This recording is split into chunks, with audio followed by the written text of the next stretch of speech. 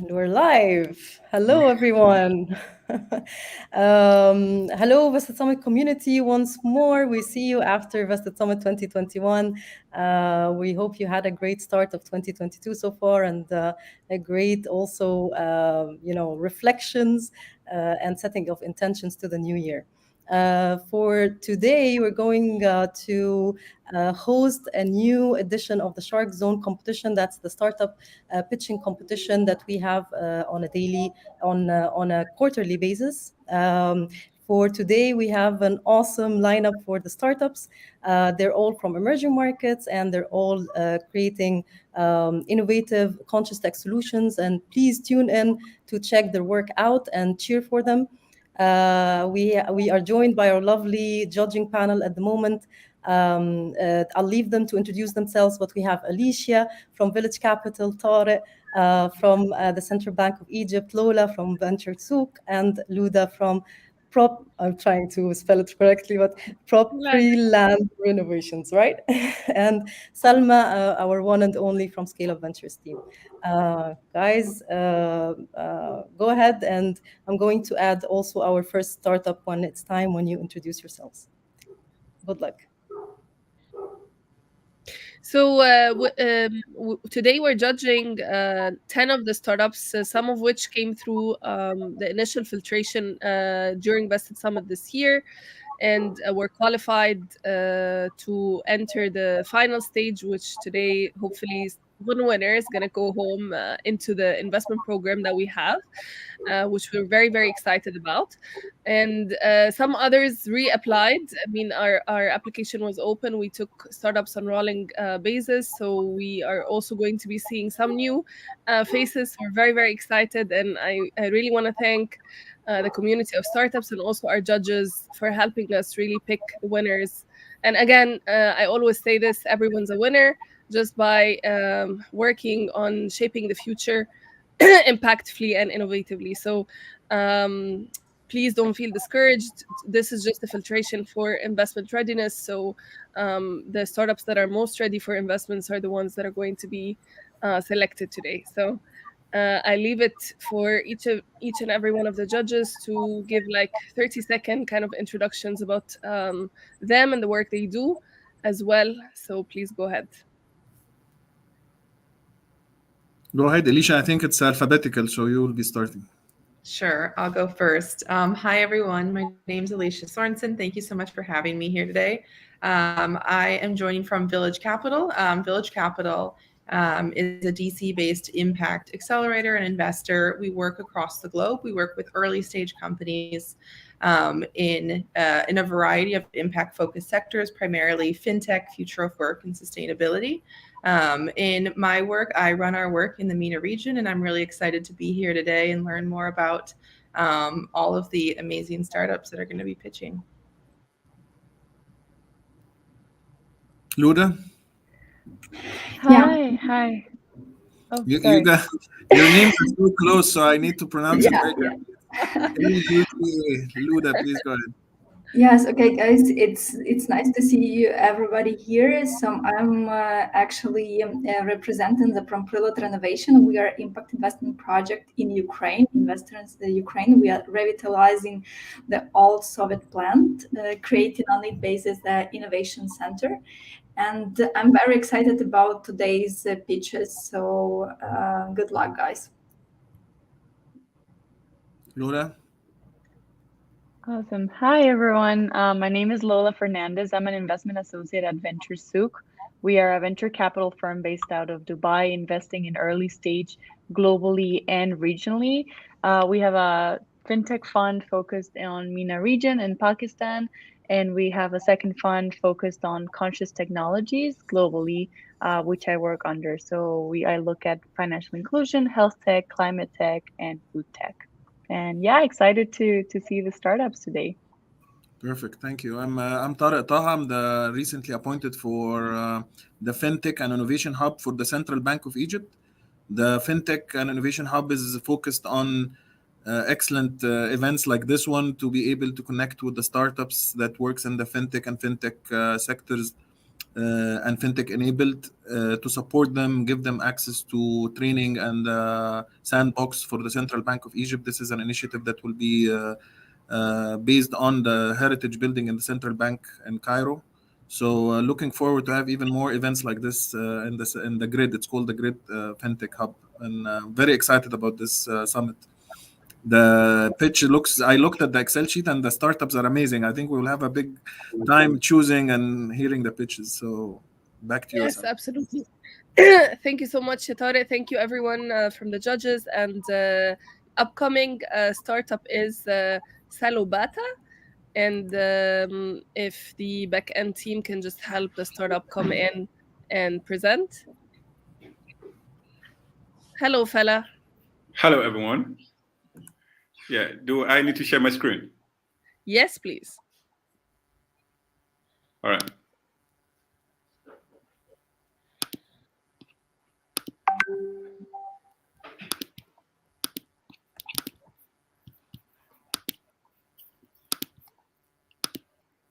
Can you see my screen? Not yet, fella. Can you see my screen?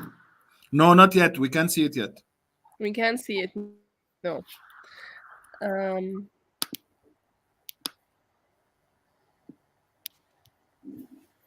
My screen share is on. I don't know. Sharif from the back end, can you help us with this?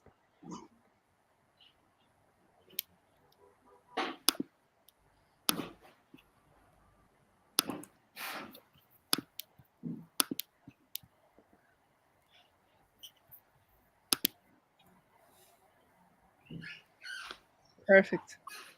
They're working on it. And I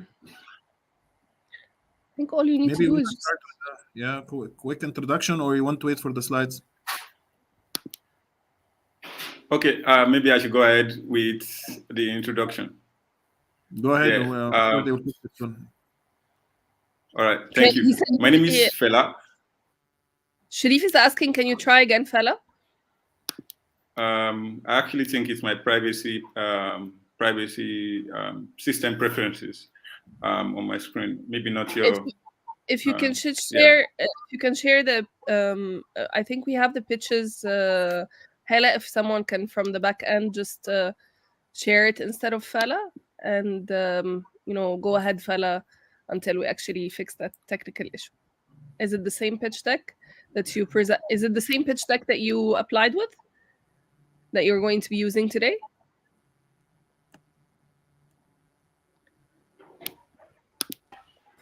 Fella? Hello, can you hear me? Yes, fella, we can hear you.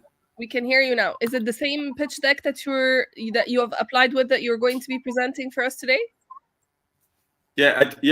I think I can actually present without the deck though, but we can share my screen. I will just talk. I'll just talk around it. Yeah. Perfect, and we'll work on trying to actually get the slides while you're pitching for us. So go ahead, please.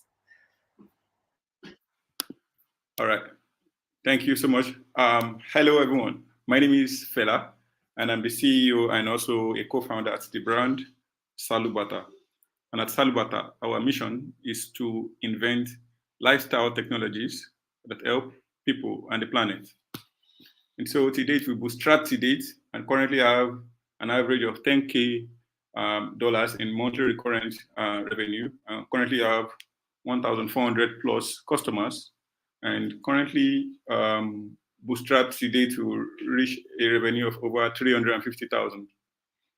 We've also gone ahead to further validate our course by winning at national, global, and international competitions.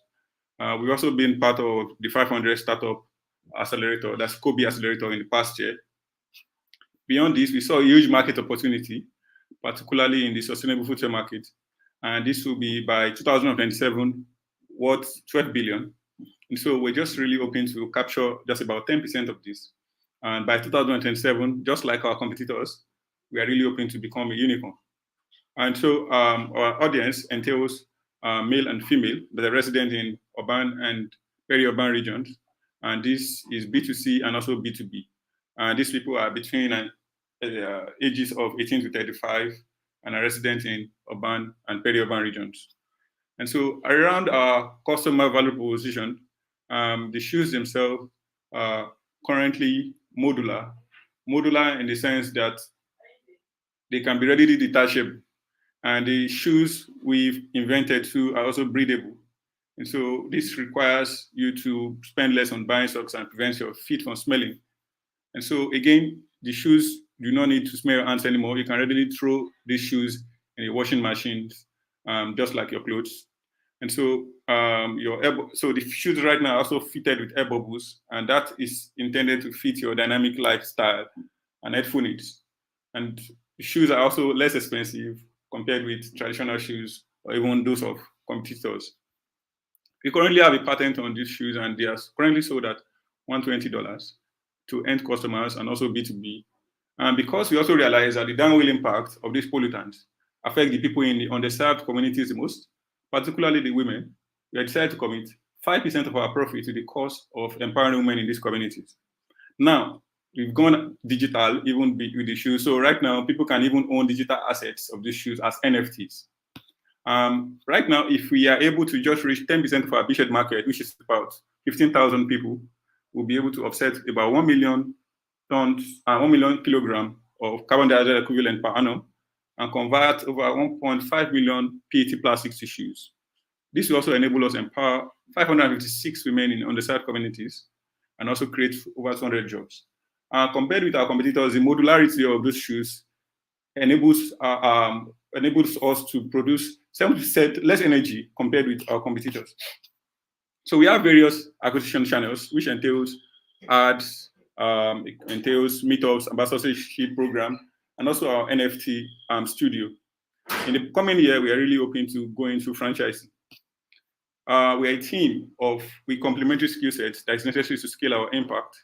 And I am an environmental scientist and also a business analyst. And I have Annie Sarah, who is also a motion designer and also has a BSc in computer science, also involved in UI and UX. I have a CTO who is also a co-founder, is our lead technical engineer, is a blockchain architect, and also a designer and product designer. We also have key advisors from the likes of Nike, Adidas, and also some other VCs. And so about our roadmap, which is really about the penultimate slide, we commenced in 2018, and we currently have patents and design rights on our invention. We currently also have a proprietary technology that enables customers to size their shoes properly. And so we currently have 1,400 plus customers. To date, we raised 150,000. That was November 2021. And so today, we're going to launch our NFT studio for the shoes. With this is strategically positioned to enable us scale our customers, and the intention is able to reach 30,000 recurrent customers per month. And so beyond that, we are currently seeking 1 million. With this, we'll be able to boost customer acquisition and also enhance our proprietary NFT space. 55% of this will be dedicated into market and production. With that, we'll be able to yield a monthly and growing revenue of $2.2 million. And with that, I think I'm going to end all of this. Thank you so much for listening. Thank you so much. Thank you, Fela, so much. My first question, and I'll give it to the judges as well. We have 3 minutes for the judges to ask any questions. So my first question would be: you mentioned a little bit about your NFT model. Can you explain a little bit more about that? Yeah, thank you.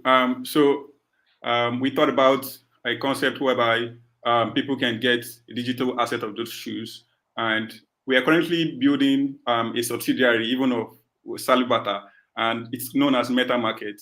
But with that, we are launching our shoes as the MVP of the studio.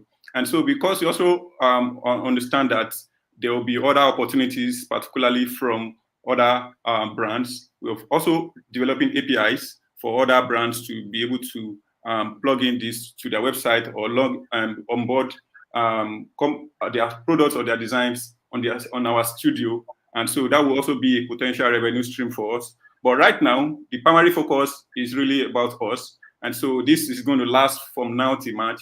And the essence of this NFT studio is to help accelerate the growth of our physical products, and likewise that's of those of other brands. So I think that'll be it about the NFT. Yeah. Anyone Can I else? just like clarify this? Because I think it's super interesting, but you can like look at it from different perspectives, right? So, for the NFTs, is it that like you're actually creating the digital like asset? So like let's say people can wear like Salubata shoes in Roblox, or is it that like the NFT is going to be changing as you like, let's say like as you move along the supply chain, right? Like, so the NFT changes from like the materials to the production to the like recycling. So, which Well, route are you thinking about? the route we thought about to date is having people getting the digital assets of those shoes and owning them. And so with that, people are able to we're able to keep in vaults for people who own the digital assets. And so with that, actually, Okay. we are minting just 10 what's it called, 10 NFTs of that. I mean, 100 NFTs of that, and people All can right. decide. And so the essence of that is to help create rarity for even the physical products. And so that will in the end accelerate the growth and help us scale the physical products fast. And we also Okay. recognized some potential revenue streams even from other brands. And so with this, what we are building is that with a creator that is very talented or a brand that does not necessarily have to have an NFT or a blocking experience, they can readily use our API or use our mobile app or web app to enter the metaverse. Okay. Got it. Thank you. Anyone I can, else? We can take one more yes, question. yeah. Phil, thank you very much for your presentation. I think you have a great product, very innovative. I don't know why you bothering yourself with the whole NFT. I think it's taking away from your core essence. I'm just curious of the cost of producing the your shoes. Yeah, so as we speak, we're still producing on a small scale, and so the price is also a bit high. So we produce for $15, and at a maximum of $10 cost of acquisition, it gets to the customer. And so the whole concept of the NFT is to help accelerate the growth of those physical products. And so you are just creating rarity for those shoes. And you have an edge in scaling up, so you can drive the price down when you scale up in terms of scalability, in terms of the cost.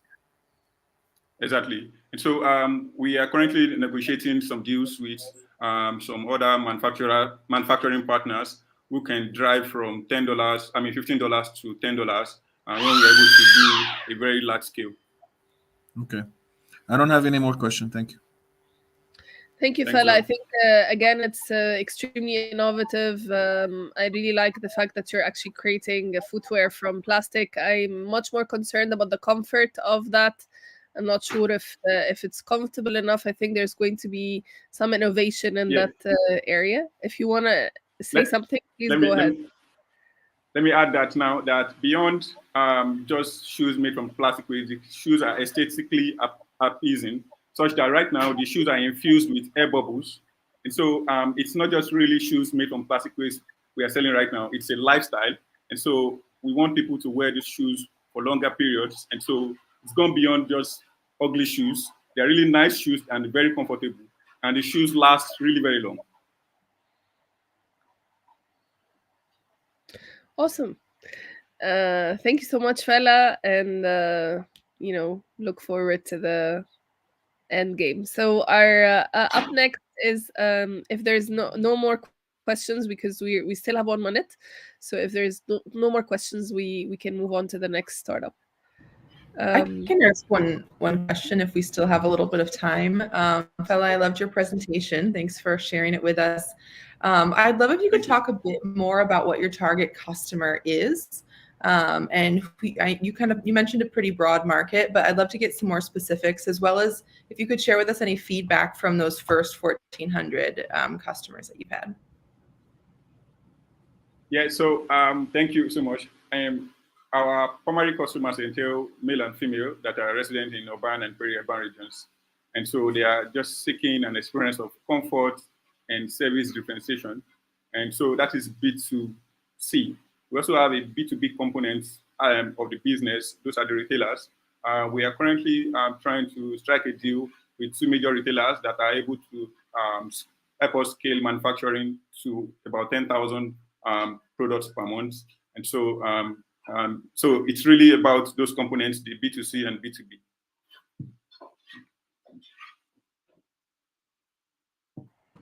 Perfect. So next up is Compost. Thank you so much, Fala, for your presentation. And yeah, so the other guys, hello, Antoine. Hello, everyone. How are you? Very well, very well. If you can share your presentation on your screen, that would be awesome. Okay. So share my screen. Let's see.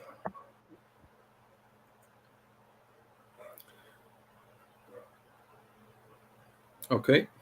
Can you see my presentation? No. No. Yeah, we can see We it. can see Oh, it. you can see it? Okay, perfect. Okay. Thank you. I thought this was going to be a recurring thing. I was like, no. Okay, perfect. So if you can see my screen and hear me well, I will start right now. Yes, we can hear you Perfect. very well. You have Okay. 5 minutes, Antoine. Thank you. Thank you. Thank you. Okay. So my name is Antoine Abu Musa. I'm an environmental engineer.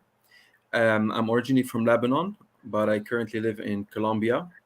I am the co-founder and CTO of Compost Baladi SAS, which is a waste management company based here in Colombia, and also partner with Compost Baladi SAL, a company I founded in 2017 in Lebanon with two other partners. I am currently an advisor in the Lebanese company. So basically, our vision is to turn any bio-waste anywhere into a bioresource. Now, the problem we're trying to tackle are divided into two subcategories. The first one is that 30% of solid waste management cost is actually spent on only transportation. And if we think about organic waste or bio waste specifically, there are usually 80 to 90% water. So at the end of the day, we're basically just transporting water around for nothing. Number two, complying with solid waste management laws means usually using very expensive high technologies. And number three, landfills are the third largest source of human-related methane emissions that are 84 times more potent than CO2. So these are the main three categories that we're trying to tackle. Now, what is the solution we're proposing? Well, we're proposing an in situ composting system that saves money by not paying to solid waste management companies, that can make you money by producing and selling your own compost, and three, by being green by complying with environmental regulations. Now, let me show you our flagship products that we're trying to introduce in the Colombian market. Now, Compost Container is our first flagship product. It's a retrofitted, used shipping container that is enclosed, modular, and automated. The capacity of one container can vary between 200 kilograms per day up to 1.5 metric tons per day, and you can use as many containers as you want. This container has been in use for many years in Lebanon, and you can see in this photo how the container is divided into aeration and the base to keep the oxygen inside and keeping the composting running properly, and a leachate, which is the liquid that goes out of the compost that can recirculate inside the system. Here also a team member monitoring the composting process. The second flagship product is the Compost Cube. This is also an enclosed, modular, and automated composting system, but with a capacity of 20 kilos per day. This is also a retrofitted IBC tote that is usually used to transport liquids between countries. These are a few photos from Nestle in Lebanon, Canadian Embassy in Beirut, American University of Beirut, already in use. Now, the market validation for our products, the company in Lebanon has already sold more than 60 systems in 3 different countries, namely in Lebanon, Jordan, and UAE. And the total amount of waste that has been or is being treated every year is around 3,000 metric tons of organic waste. Now, the market size in Colombia, I would focus only on the market share. We think that in a huge country like Colombia with a lot of organic waste, we can catch maybe 1 million ton. We can target 1 million ton as a market share that is generated by financially capable, small to medium scale or medium-sized generators in urban settings where composting is very difficult unless there's a system like ours. The business model is divided into selling systems, leasing systems, and also selling subscription for maintenance. We think that within the next 5 years, we can sell 300 units from the small to the large and going also between and medium-sized systems, revenue around $750,000.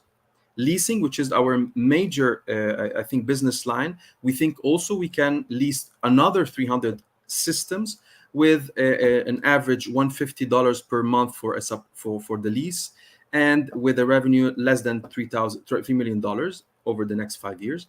And for the maintenance, we think that from these 600 units, at least 300, their users or the client that bought them or leased them, we think half of them will also buy a subscription to maintain them. And we think this could be a stream for around $360,000 of revenue. Now, the team in Colombia is divided between myself, I'm an environmental engineer and a chemist, and also my partner, who is the business administrator, Alfonso, who is the CEO of the company. The company in Lebanon, with whom we are partners, the shareholders are myself. I'm a founder and advisor currently in the company. My partner, Mark, who is co-founder and CEO, and an investment firm that already put $25,000 as a pre-seed in 2017. Our numbers in Lebanon right now, last year we did $400,000 of turnover with a profit of 10%, with a valuation of the company of $3 million. We're hoping we can replicate this success in Colombia. We already funded ourselves, and we're seeking up to $100,000 for marketing, HR, rent, and prototyping. And we think that we can start in Colombia, but we can expand into other countries in America. So I hope you can join us in our expansion in the Americas. Thank you for listening. Excellent presentation. Thank you, Antoine, and on time as well. If I'll open it up to the judges first. Anyone wants to start? Yeah, maybe I will start. And then tell me please a bit more about your customers, who they are, who are you selling for? Very good. Thank you for your question. So basically, our early adopters are usually academic institutions, historically academic institutions.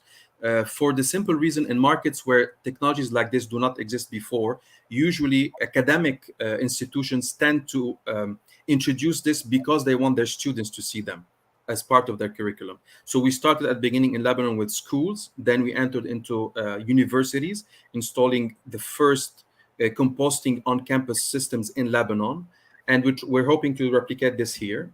But also what's happening here that we have a lot of farms in Colombia as versus to Lebanon, a lot of farms, pig, cows, chicken, hen, etc. So we think that this will be our second biggest customer. Farms that are not totally rural, that are closer to the urban setting and would like to control their bad odor, the leachate, and probably produce compost and sell it to have an additional income stream. So I will just talk about these top two, but you can add municipalities, facility management companies for buildings, and there's a lot, but these are the top two for us. Awesome. And you mentioned can you talk a little bit about the compost collection itself, and is it from businesses, is it from actual users? How are you actually doing this on a supply chain level? Well, actually, the beautiful thing about this is that we do not collect anything. That's the beauty of it. We just give the technology to the generator of the organic waste, and they would be incentivized either by reducing the cost, their bill of waste management, or producing compost to sell it, and in some countries even by reducing their carbon footprint, so they could be reduce also their carbon credit. So we do not collect. We just manufacture, install, train, and sometimes, like in the leasing, we still own the system. Whenever we want, we can, if the client doesn't want it, we can collect it. We can also, in some cases, if we have the luxury, we can replace it for free for them if we have an upgraded system and use the other system that is older at a reduced price for other customers. And to that point, how much access to impact data do you have? Like, one thing is to sell it, but do you know how much has been composted? Yes. Now, on average, we think that per year our users, like I mentioned, around 3,000 metric tons per year of organic waste is being treated using our systems. This is our estimation. We cannot control 100% because each user, some of them own totally. We don't have access to the system. But based on the capacity, we think that that's the number, 3,000 metric ton per year. And keeping in mind that each metric ton of organic waste saves almost, or sequesters also, both of them, because we can use the compost in the ground and sequester CO2, around another metric ton of CO2 equivalent. Why? Because we're saving methane from landfills, which is 84 times more potent than CO2. So it's a huge, the impact on climate change if we use compost instead of landfilling, which is the common practice in most of the countries. Awesome, Antoine. Time is up. Thank you, everyone, for listening. Thanks so much. So next up is IDF3 crypto. Interesting. If you guys are ready, please go ahead.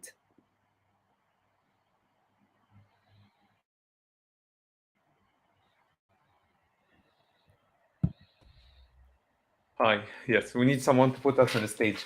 So it's actually IDFA in Arabic. So IDF3 is actually IDFA, and we are so lucky to manage to get this in 4 letters domain.com. So we were so excited about it. Awesome. Yeah. So thank you for letting us actually presenting today. I am Mohanad Force, CEO and co-founder for idfa.com. We are a Middle Eastern twist to the virtual assets. So in a nutshell, we are an NFT marketplace. Our key focus is not only just NFT as NFT, but our key area of focus is actually reimagining the way we are creating a new interaction between brands, celebrities, influencers, and fans, and anyway, the whole virtual interaction in Middle East. NFT is not a new thing, but it's a little bit quite of unknown in the Middle East. We are actually introducing the whole Middle East into this new area with a whole lot of focus on actually the technology of building the smart contracts and how can we link the utilities to it. So if you look at the way we are actually imagining the NFT, it's more of interaction mechanism rather than simply selling apes photos. So it's a little bit beyond this. So it's a way actually brands have started to interact to the whole metaverse topic itself. So to keep the time, we are looking actually in a whole new way of actually having an interaction between NFT and the Middle East to try to make it a little bit more sense, so it's more relevant to the market itself. We are targeting actually 3 key areas of challenges, which is economic as a cash payment, and we have Mr. Tariq here about speaking about the cash payment. Also the culture you can see a lot of people actually say even the whole crypto and NFT is haram. So, and at the same time, the regulatory, there is no clear regulation, but there is a very big evolution in the regulation, especially in Dubai and in many countries now, in the way we are interacting with the whole crypto world. So if you look at the key challenge is the low access and the wrong knowledge, or even the presence of knowledge whatsoever.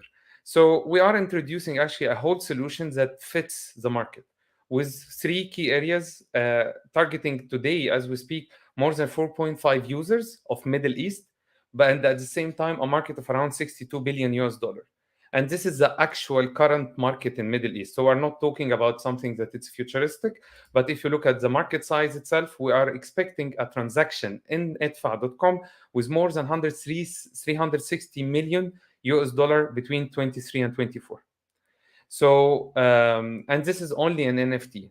We're not talking with all crypto others areas and even other business models.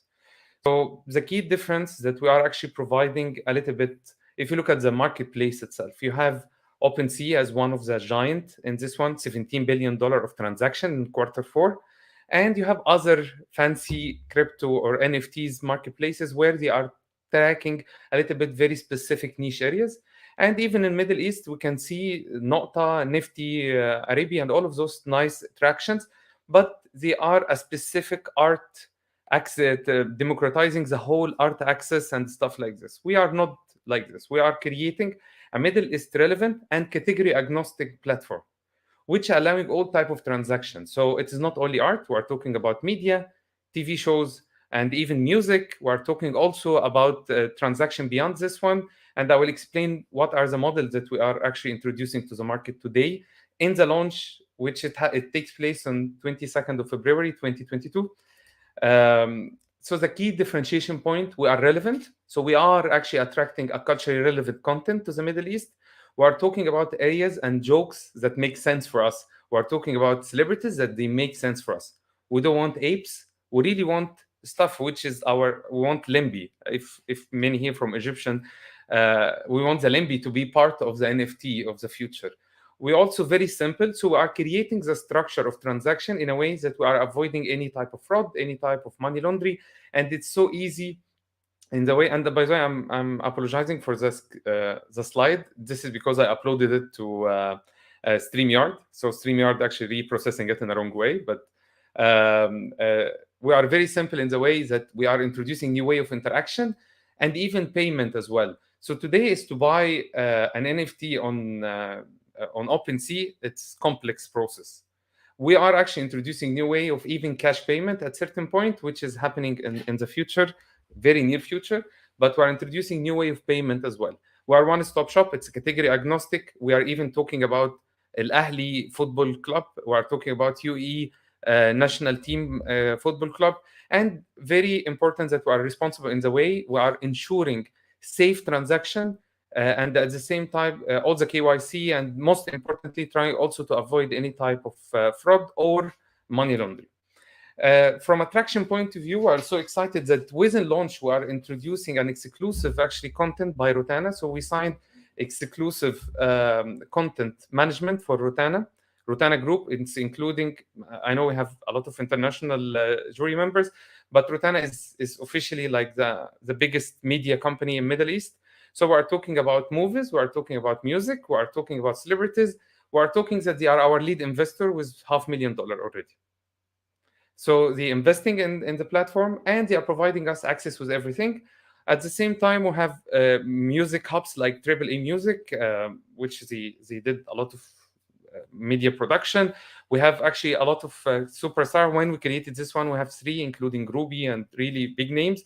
But at the same time, we signed with iMedia, which they own all the Arabic movies, which is black and white movies. So we have huge libraries that in the launch, we are the biggest NFT marketplace in Middle East.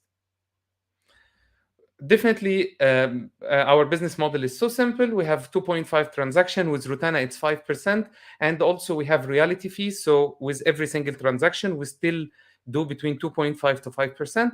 And this one thing, because as I spoke, that we really focus on making it so simple. So we have a full team for asset management and digital asset management, which is adding between 1 to 3% for every single asset for us. So we are working now with Damak Properties to create a full universe and the full game where they will be using NFT in the marketplace as well. A special feature as well as a special drop. So we have our own. Time is up. Yes, so I'm actually done. So just one last note about the team. As I mentioned, just keep it as a slide and brilliant. have the judges ask their questions. So what's your plans for the regulatory framework that is within the region is a bit tough on the NFTs and cryptocurrencies? Brilliant. So first of all, from a cryptocurrency, we are actually allowing different type of transaction, including, as I mentioned, cash. So you can be away from the cryptocurrency. We are not a cryptocurrency platform. From NFT, there is no regulation yet. However, in the IFC in Dubai, in end of February, the new regulation is coming. We are part already of the discussion. So we will be allowed actually to be an NFT marketplace. Today, our registration is mainly focused as marketplace because we are in an area where we are just providing the service and the transaction. So we're working with government today, for example, in Dubai, in facilitating the regulation as well for NFT. So as we are today, we are marketplace. So all our licenses, except in US, we have a US license and we have Middle East license. The Middle East one is more of marketplace. By end of February, it will be transformed in NFT. One more question. What if I put the localized content on something like Blue Ocean? What's the difference? Brilliant question, actually, because one of the things, because it happened already. So Anghami decided to go into OpenSea, and they have zero sales. And this simply because you are going to a very busy ocean and a lot of investment happening to it. So you cannot actually compete in this area. Plus, most importantly, all the content in OpenSea is irrelevant to us. And most importantly, from the biggest NFT group, or which is the Ape Yacht Club, what's really important about it is that you are allowed to be invited to a yacht event in New York. So imagine the same happening into Rutana, where part of our content with Rutana, it will allow you early access to movies. At the same time, all the utilities as well from Rutana, that you will be able to meet specific invites for events, and most importantly as well, that you will have it's direct interaction with the movies and the content that you bought. Thank you. And glad for your excitement and your energy is showing. Thank you very much. Thank you very much.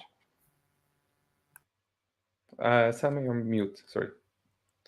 I'm saying thank you, Mohannad. I think unfortunately the time is up, but excellent presentation and also interesting ambition in a very timely manner, I guess. Yeah. Thank you very much. Thank you. So our upcoming startup is, just a second, Gaga app. If you guys are ready, go ahead, please. Yes, we're ready. Let me start by, I guess, sharing my screen from my side. Perfect.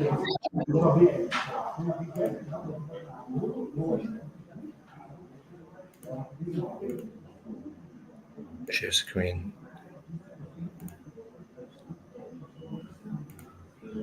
You can see the screen, right? Not yet.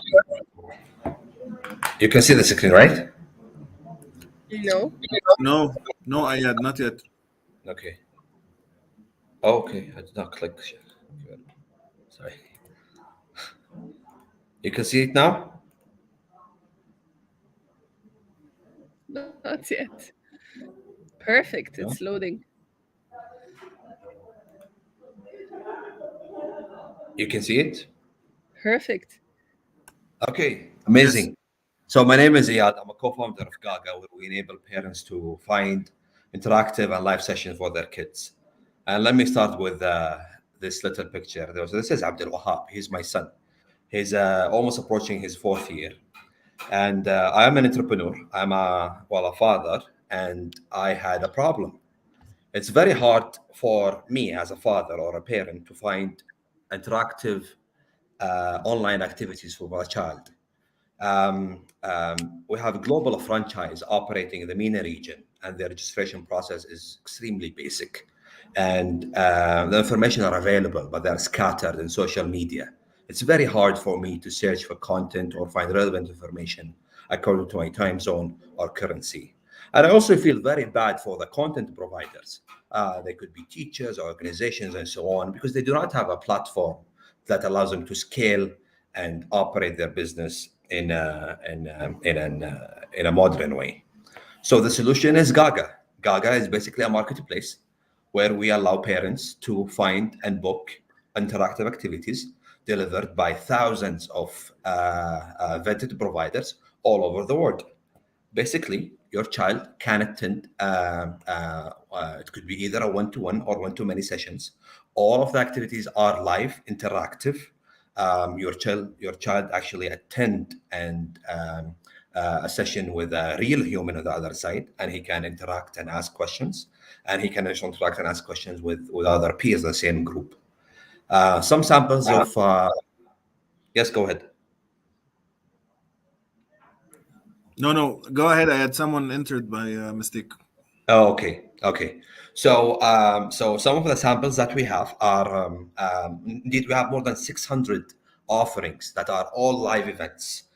Some of them are live visits to historical sites like معبد الكرنك في Egypt, for example, or the pyramids, and the teacher actually holding her phone and interacting with the children, and they're showing him those, drawings that are thousands of years old. We have interactive sessions to build like arts and interviews. We have one-to-one sessions and so on. Our business model is very simple. We take 30% cut out of every reservation.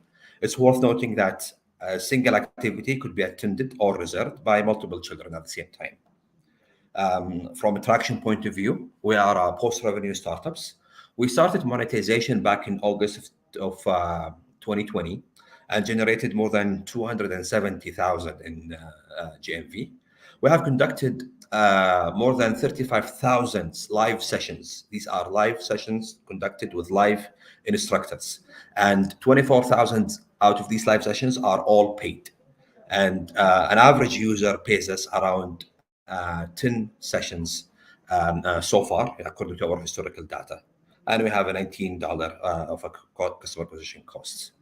In terms of market size, an edtech market globally is a huge market. It's a 200 plus billion market size.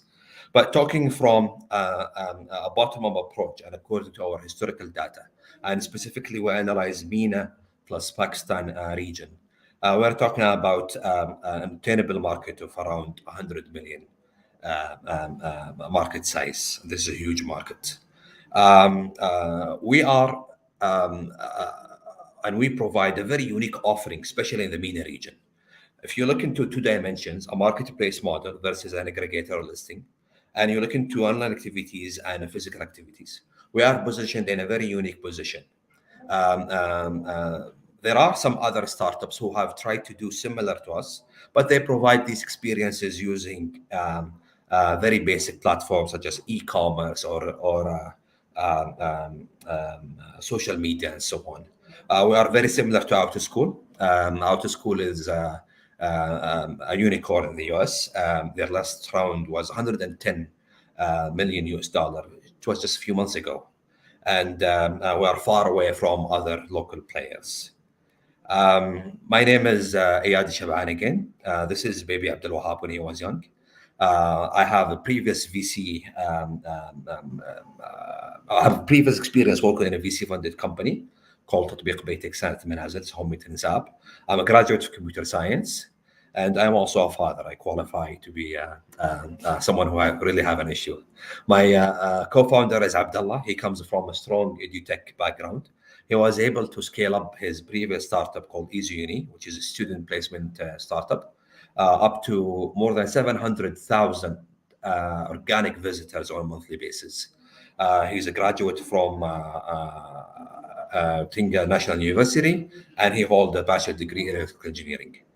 With this, I conclude the presentation, and I hope to receive your questions, and thank you so much. Yeah, excellent presentation. And you're connecting from Saudi, I believe, right? Yes, we are part of Riyadh batch, Techstar Riyadh batch in Saudi Arabia. That is correct. Perfect. First of all, congratulations. I think it's very timely and also very noble to launch such endeavor in this COVID time. I think kids are at a disadvantage, having to sit for very long hours at home and aren't really able to interact with the physical world the way we did in our childhood. So I'll open it up to the judges first, and then I'll take my question. And I also want to remind everyone that there's going to be a public vote for the next 24 hours with the top vote. This is like famously our Shark Zone public vote kind of winner is basically the one that gets the top vote on our poll, and that poll is going to be available once the competition is done. So please take it away, the judges, and have your questions ready. I can jump in with a question to start us off. Thank you so much for the presentation. Yes. I was wondering if you could talk a bit. What is the the type of content that most of your teachers are offering on the platform, and also how are you ensuring quality within that content? Sure. So our content type is post-curriculum sort of a content. So we do not provide a school content like math, science, and I don't know, like physics and so on. But rather, we focus on skill sets and complementary content. So, for example, instead of math, we focus on multiplication, like specific skill set within the math itself. So this is the type of content. That is why you see all these type of activities like visits to historical sites, live activities, drawing, interactive interviews, and sometimes we go into deep dives into specific topics like multiplication, division, and so on. So that is to answer your first question. To the second question, we have an onboarding process to make sure that the providers are qualified. And then we have a community-based review system that the provider gradually move into offering one course a week, then 2 courses a week, and then gradually they move on, and we monitor them by our team. Great, thank you. I had just one quick follow-on, and then I'll let other people ask questions. It sounds to me like it's mostly going to be like a lot of tutoring focused, skills-based learning. Is there any market for teacher to teacher? I could see one value proposition I could see with your company as a teacher in the US or Russia or anywhere that they might be having somebody in Egypt go show their class the pyramids or any historical site in any country could be an add value for fellow teachers as well. I agree with you. In fact, while our long-term vision is to actually expand our age group beyond the children age group, so beyond probably 18, 16 years old. But that is something in the future, because life experiences is something I would love to see, like, I don't know, the pyramids. I've never been to Egypt, and I would love to see it indeed. Yeah. It's awesome. I have one question to jump in. I'm so curious about, when you say there's a course and this live experience, because this is something new. Can you tell us what do you mean by a course, and how long is that? What's the experience like? Tell us a bit more about the experience itself that the kids are receiving. Sure. So okay, maybe I use the confusion terminology. What I meant by that course is an activity. So we call them activity in general. Activity is the opportunity where an instructor interact with children, and we have many types of activities. We have one-to-one activities. We have group activities. We have demo activities. And as I said, all of our content is focused on post curriculum sort of a content. So we give things like in languages, cooking, art, programming, and so on. And one session could be attended by up to probably 5 to 7 children. I have a quick question, Ayad. How do you plan to attract the kids to take those lessons? Because the problem is the kids doesn't want to learn this stuff. It's not really the availability of the content. Yes, that's a very good question. In fact, throughout our relatively young experience in Gaga, we realized that there is a consumer side, which is the children who are consuming the content, and there's a customer side, who are the parents, because customer who the one who are actually paying for the service, and they are buying it for the children themselves. And we looked into the feedback loop, and we looked into that if the child was excited and he goes back to his parents, the customer, and say, hey, I want to upgrade to level 2 or level 3 of that activity, they will continue to come back to us. So we have specific communication to the children, and we have specific communication to the parents. And by the way, our app is targeted to the parents. That's why it's not a funky app. It's not like coolish, app. It's a professional app that is directed to the parents, because the parents are the one who are gonna make a decision of payments and follow-ups and so on. Thank you so much, Ed. The time is up. Excellent presentation, and we look forward to the judges in the end. Thank you. Thanks. Thank you. Have a good night, guys. Bye. Bye. Next up is Wired. If I'm even pronouncing it right, all of these startup names are always kind of confusing, but Hello, how's everyone? very well, very well. Thank you. Okay, let me share my screen. Is it Wired? It's wired. Wired. Okay. Okay. Okay.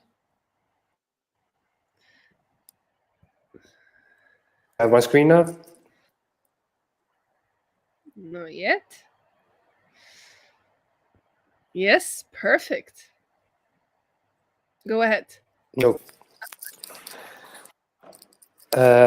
First of all, I want to just address what we are here and why we are making this. I myself was a freelancer for like most of my time. My one of my co-founder, Mawar Yassin, is one. He was a freelancer as well for most of his time. So if you are a freelancer and you want to get money from websites like Upwork.com, the Elance.com, the Freelancer.com, you have to have a bank account or through PayPal with some tweaks. You have to make an account from offshore of Egypt, like from Skrill, from Payoneer, something like that. So we had to come up with this idea. Plus, 80% of the adults of population in Egypt are unbanked. This is due to if they are under the age of banking, they have unstable income like the freelancers, or they have a poor credit history, or they have some sort of a lack of knowledge, understanding what the banks are, or what the types of the accounts, some like that. So we came up with Wired. Wired is I'm not gonna say it's a digital bank because the Central Bank of Egypt that just hate this word, so it's not. It's just an app that gives people a banking experience for the youth and the unbanked. They can make cash-ins and cash-outs. The cash-ins are through your bank account, your debit or credit card, through PayPal, from B2B transactions, or from the ATM, or from your salary. You can make cash out from the purchases, the subscriptions, from the online payments, the B2B account, or the ATM also, if you want to get them in cash. And what you will get from this app, you will get a physical multi-currency card, a virtual card or a digital card, a VCN or a disposable card or one-time use card, PayPal withdrawals, free B2B transactions, and you will have some place that you can save your money and get interest from the savings. You can make currency exchange and instant transactions and junior account for your little ones if you want to give them their allowance. And these juniors will get also a prepaid card. Our main target audience are the freelancers, are number one for us, the underbanked or the under the age of banking, the unbanked themselves, the small business owners, if they are selling goods from the from pages or Facebook groups or from the Instagram, or the small and medium enterprises employees if they want to get their salaries and you can spend them, of course. This is what's our competition is. We have the three major operators in Egypt. They all have the digital wallet. We have Zivmi and Tilda. That's the competition, how it looks like, what we have and what they have, and what differentiates us from them. Like the digital wallets doesn't have a physical card. The virtual card are on all the major operators. Disposable card are also. The Vault, which will save your money, is not. Interest from saving your money is not. The PayPal transaction is not. The currency exchange only in Zivme. Junior accounts, it's not. The instant transactions, they all have this except of Zivme. The technology we are trying to use in our backend, it's Node.js. The database will be MongoDB. The iOS app is Swift. Android app is Kotlin. And what we have potential to be grow to, we are potentially, we'd like to make the Wired for Business, where you can send invoices, receive your bills, pay and get paid, and take care of your payroll if you have the employees in your company. This is not the traction we have made, but what we are standing right now. We started from July 2021. We have just initiated the call with Visa, initiated the call with the Central Bank of Egypt, and they are giving us a marvelous help in every step that we took. We have already signed a contract with MDP or Masraya Digital Payments. We have initiated the talk with MasterCard. We have initiated the talk with Bank Masr, and we are now waiting for the commercial. And at the moment, from a couple of weeks ago, we just finished everything with Masraya Digital Card. That will be our card issuer and our card processor. Regarding our team, it's me, Ahmed Musa. I'm certified of marketing from the University of Pennsylvania. I'm an MBA student from the University of Illinois. I have my marketing agency. Marwan is our CTO. He's a software architect for his 10 years experience and wide range of technologies. He's now consulting in the UK for a company called the Spider DOA. And that was it. Just right on time.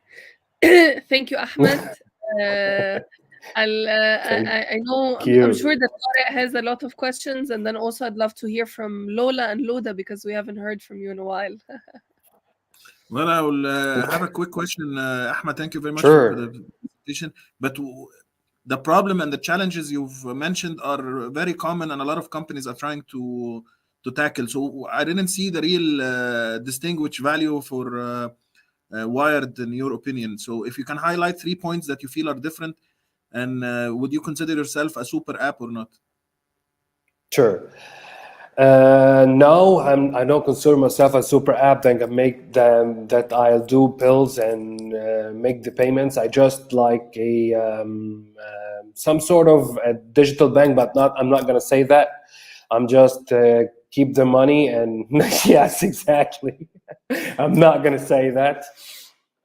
And they can just use our card to make physical purchases or through online or offline. What I'm addressing, what's different between me and other competitors, is that I have my main target are the freelancers. All the competitors I have, like Tilda, they cannot address the PayPal because they have MasterCard. They're not gonna able to do that. Only with Visa. That's what I'm trying to say. Second of all, the multi-currency physical card, all my competitors doesn't have that. And I guess we're talking with the Central Bank of Egypt or from our card processor. It's going to be the first time to have a multi-currency physical card in an app. That's plus the savings. All the competitors doesn't have savings. Plus, I'm gonna give the savers an interest on all the savings that they're giving to us. It's the third thing. Okay, thank you, Ahmed. My pleasure. Lola, Luda. Cool. Yeah, no, great presentation. I mean, yeah, it's oh, we lost him. We're back. Oh no. I'm back again. You're back again. عليك الكهرباء.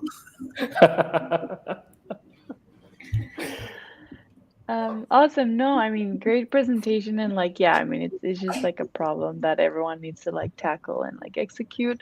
I guess like my question, and it's more like to see like how people also can help you, like, what's the plan for the next 18 months? Yeah, Okay, maybe I will. Yep. sure, shoot. Yeah, go ahead. Okay. My plan for the next 18 months is to start my development. My development will take like 6 months. And from the regulations from the Central Bank of Egypt, if I am if everything is good and all the PCIs they are willing to all the securities that they are looking for is going to have it. Going to take 3 months. So and after that, I'm going to address the and I'm addressing the Upwork.com for I can be one of their payment methods, and we are negotiating about that. So if it's going to happen, it's going to be a great step. Yeah, I will maybe just add a few words because there are a lot of projects which are similar on other markets. So probably I will just suggest to learn a bit about them because actually such an app is extremely successful in Ukraine because they are targeting the group that you mentioned. So it will be nice to learn from their experience also, and because they have, for example, added all the gamification story within the app. So yeah. If you can give me names that I can download the app and try them. Yeah. I've tried Revolt from the UK. I've tried the N26 from the UK. I've tried the Cash App from USA. I've tried a lot of apps in a lot of countries. Yeah, yeah, Ludmila, if you can share with us Yeah, that happened in Ukraine, that would be great. I would add that this is an extremely competitive market because there's lots of apps that are popping up with the same exact thing, trying to solve. It's a huge problem. The one that's actually going to solve it, like Ludmila said, is going to be a gold miner. But it's also extremely hard to solve and address, and there's a lot of regulatory issues around it. So good luck with your journey. I have something to add about the regulations that I've mentioned that I am that I am a little bit backed up with Central Bank of Egypt. They are with me in every step that I take, every step that I make. They are yes, and I'm happy they are in my back. Let's talk, Ahmed. I would be happy to support Ahmed. Okay. Perfect. Thank you very much. Great. So we have next up Humanava. That's an interesting name. Humanava. Humanava. Yes. Perfect. Let's share.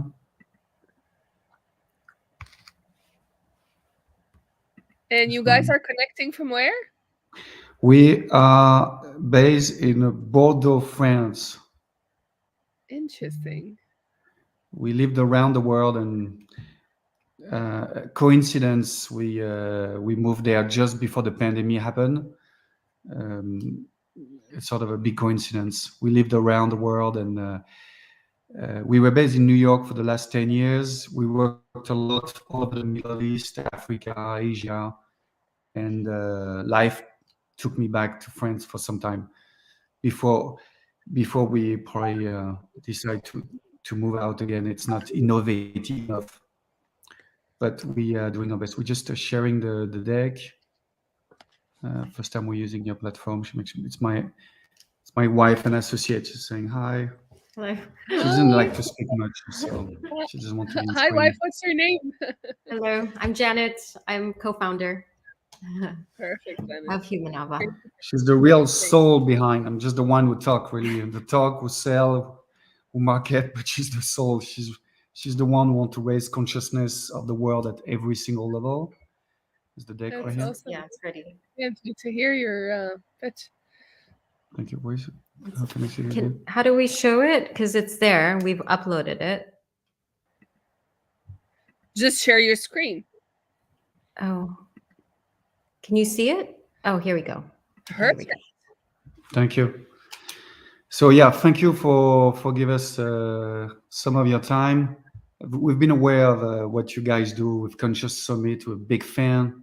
That's we spend our life really trying to raise consciousness in some way or another. About 20 years ago, I had the first sort of a TV show in France on consciousness.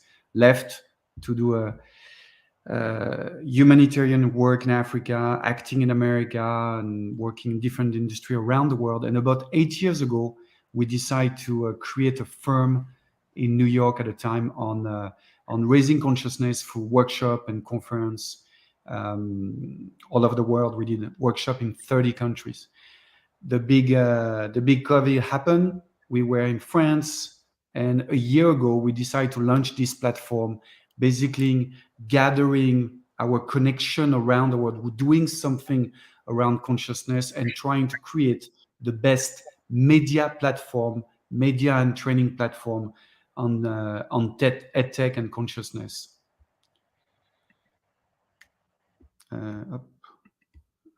So the mission is really to create the best platform. I mean, right now there's Mindvalley, there's Gaia, and there's not really one we really think with a global point of view. I mean, Mindvalley is very American centric. Gaia is a bit too spiritual. We really think there's a voice for people from Pakistan, Tanzania, America, France, Germany, a truly global diversity and inclusion platform. What we've been doing all over. And the problem is, we all know, I don't need to explain, 50% of people are burnout around the world, the great resignation. And there is a need in the B2B market. And I think this is one of the big thing we can learn. In the last 10 years, this is the company I've been selling to, the Chanel, the Dior, the BMW, the Nestle of the world, Google. We've done workshop for them, and they open now to hear from from around the world those sorts of workshop. This is what we sell. So we sell access to master classes of 90 minutes each that we sequence into 5 to 10 minutes format. And everything we do, my wife is head of production. We shoot like in a movie, like a TV show. She was head of production for IBM in New York the last 10 years. So it's top notch. We get a lot of press and in Europe about what we've been doing the last 9 months only. So as I've been doing, this is what I've been doing around the world in TED Talks and about 150 conferences around the world. And we've produced around 100 conferences ourselves. So we do have the speakers to put on stage. My wife, same amazing, I'd say, background in media. She started at UCLA and she worked for a bunch of edtech startup before joining IBM. Advisor, this is one of key of success. I think we have the top tech guy in Europe, one of the top guy investing in us and helping us. We have Tejpal Bhatia, who's working close to Elon Musk in New York and is opening the New York tech ecosystem. And we have from your zone, Abdullah Elias, one of the co-founder of Kareem. For them, we've been all over Pakistan and all over Dubai doing a workshop for their team for the last 5 years, I'd say. And he was one of the first fan when I told him I was going to start something in this field. So masterclass. What we have right now is on feminine leadership, on diversity and inclusion, on emotional intelligence, on enthusiasm, on burnout prevention, soon on happiness as society from one of the top politicians of Bhutan, right? Bhutan, one of the happiness country. We have one of the top actresses from Nepal. We have people from Tanzania. I didn't put everyone, but we've precast 50 people. We have already 8 masterclass of 2 hours each on the website, and we have paying beta tester. We can go to that later on. Business model is very pretty straightforward, same as masterclass.com, right? It's €200 per person per year which is per employee, per effective employee, right? So we go to a 10,000 employee company, we have the data analytics, and if we know 5% of employee go to the platform, only 5% of employee actually paid. The market, we know it's huge, edtech, personal development. We really between media, personal growth, and edtech. The roadmap, we at the very beginning, right? Again, we start 8 months ago. We raised 200K. We're looking for 1 million. We're shooting with some extremely famous people in the next 2 months. We'll be going to New York in April to shoot some of the top leadership coaches. And the goal is really to enter the primary market for this is actually the Middle East region, Asia, South America. Europe, we're doing what we can in Europe, and we're trying to get the best market. But there's a real need around the world to access to the best intelligence from wherever they are in the world. And the last slide is we're seeking 1 million. I know you guys, if we get into there's a potential of getting 100K. So we at the very beginning, we're quite confident in what we do. And let me stop sharing the screen now. How do I make sure?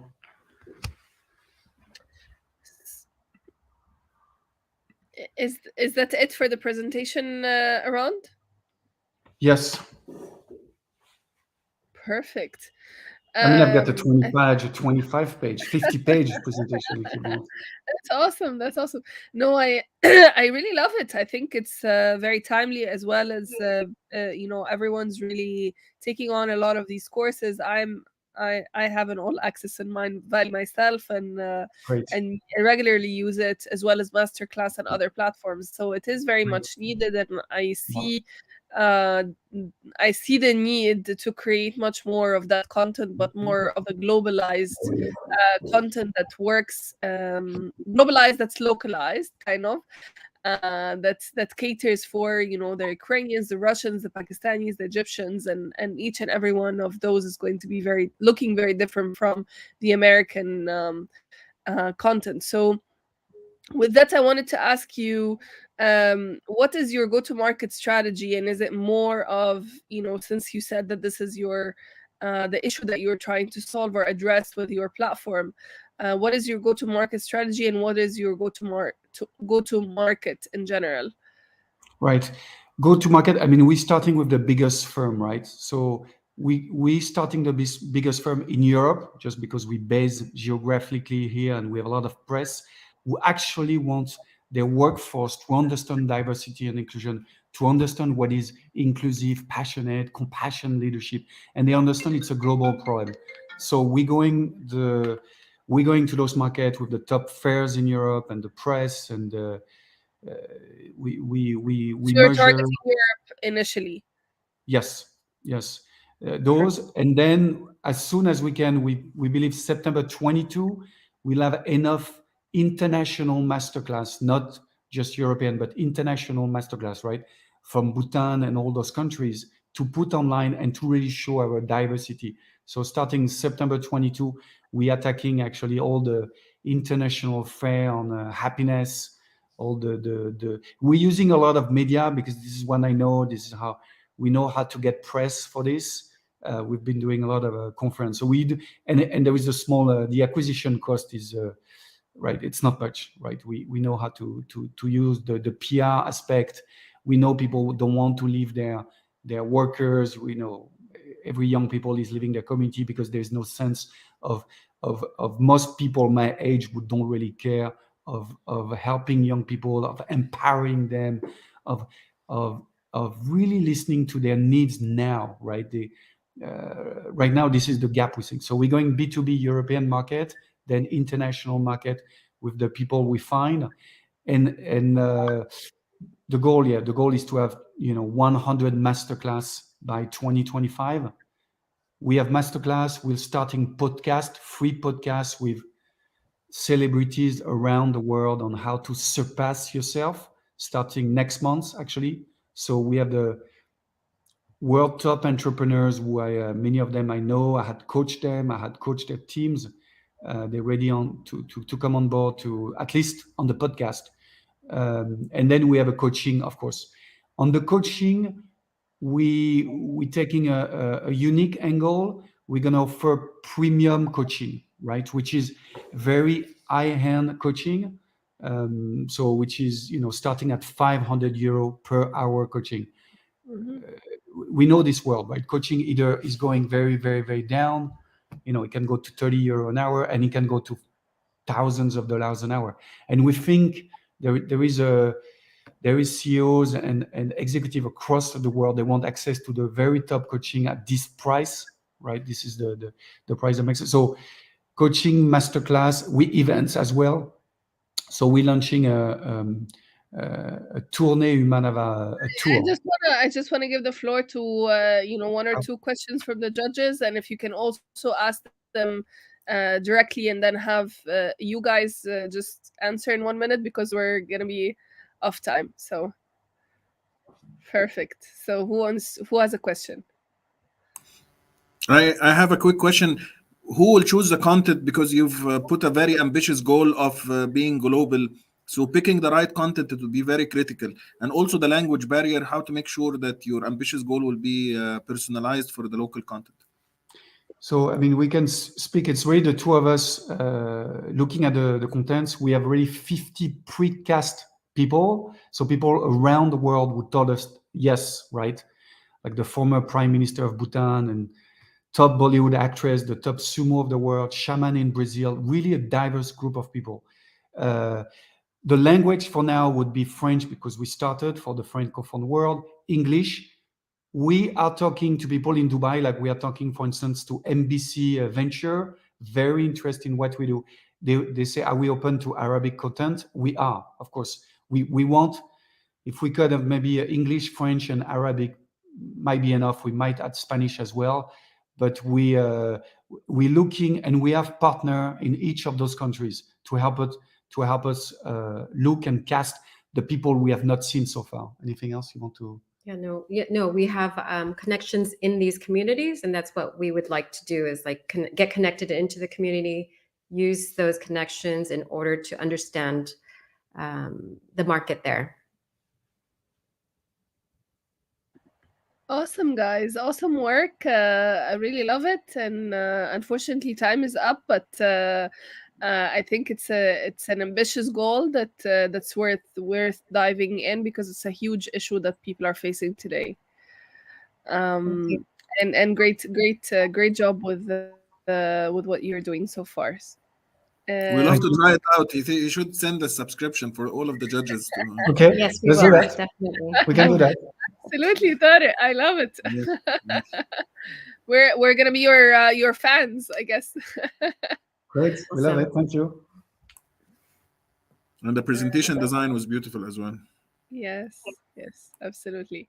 Up next is Cool Tech, and Cool Tech. I want to say that they have been pre-selected from our judging panel before. I really love what these guys are doing, and I'm happy to see them in the finalist as Thanks well. a lot, Salma, for such a nice welcome. Go ahead, Amr. Please share your screen. Okay.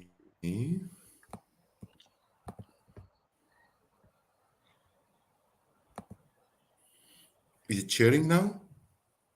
Yes, it is. So, I'll start directly. My name is Amr Abdelhamid, or Amr Talat. I'm here to present Cool Tech, a really smart temperature data logger. I guess for the last couple of years, we noticed how important vaccines is. One of the main problems in vaccines that most of them lives between 2 and 7 degrees only. So we need an uninterrupted cold chain to make sure that our vaccines are healthy. Due to temperature excursions, the healthcare system worldwide loses $35 billion. And here I'm talking only about healthcare. I didn't discuss about food industry yet. 25 of vaccines are lost in such a process. So what we did in Cool Tech is that we tried to re-engineer the whole process of temperature data logging in both ends, in the sensor and on the cloud. So our job is to convert the data logger to sense, communicate the data, store it, analyze it, and act upon it. On the hardware, we designed the sensor to be zero deployment. It's an out-of-the-box deployment. It's totally configurable through SMS. It have a wide range of operation between minus 55 to 80 degrees. And it's water resistance, IP67, water and dust resistance. On the other hand, on the cloud, we added our magic. We added an anomaly-based detection algorithm, an AI algorithm that has the historical data, the new readings, the weather condition, and performance score, and give you a score performance of your fridge comparing to its performance before, telling you, take care, this fridge is degrading and you need predictive maintenance. You shouldn't. So I give you a flag that your fridge is having a problem or your appliance is having a problem before it happens. We are lucky to be in this market with a compound annual growth rate of 16%, with 20% highest growth rate in Africa and the Middle East. This market includes fruits, fish, pharmaceuticals, dairy, and processed food, which is a huge market. We compared between our design and other ones, and we have one of the cheapest price in the market, and I will tell you soon how we achieve this, highest data rate, ability to remote setting, and most important of all, the data analysis, which we are really the only one doing it in the market right now. CoolTech have two revenue streams, the module sale itself, which is $120, and a cloud subscription for $5 a month. If you need that extra data analysis, then you will go for the $3 a month. But if you only want to log the data, you pay the $5 a month. We already have delivered for 100 devices, and we are moving on. We are rescaling the company to get larger. And two of our main customers, this is the largest one, IFT Corporation, which is the main vet medication company in Egypt, and Mansour Holding. Also, we have contacted and we have established good reselling channels with the three main, because the module have SIM inside. So Vodafone, Etisalat, and Orange are selling it. Also in the pilot phase, we have some people here and some people in the queue as well, didn't drop them. For the market and sales, we are trying to establish more strategic partners, and we are trying to expand our marketing team. Finally, actually, 2 years ago, we have the authorities approval, the NTRA approval. We have more than 5 established supply chain partners, and still we are developing the product more. We are adding new sensors like the door sensor, the amount of temperature the fridge is using, and this will give us automatically better data analysis. And we are thinking of moving to a blockchain-based system as well, so that the data is public, that anyone can check the health of the product all the way around. What we are asking for is $200,000 over the next 2 years, with an expected annual revenue of $936,000. Yes, the trick is that we need a good amount of modules to start increasing our marketing channels. So our problem not in the development, not in anything, but ordering or manufacturing more modules. Because of the anomaly-based algorithm and so on, we have pretty an academic team. Me, an associate professor of electronics and the vice dean of IET, in Information Engineering Technology in GC. Ahmed Badr, which is a PhD candidate, our software architect in Ontario Tech, Canada. Mohammed Khalid is a hardware engineer in Siemens. Ali is an embedded system in Valeo. Amr Hamdi is the one who's holding the operations, our technical manager, and Lamia Ziada, our marketing manager, a PhD candidate as well, and the public relation manager in We Mobile. Thanks a lot. I hope I was in time, and I hope my presentation was clear. I will stop sharing. You were both on time, and presentation was clear. And I'll leave Thanks the floor so to the much. judge. Go ahead. Who wants to start with a question?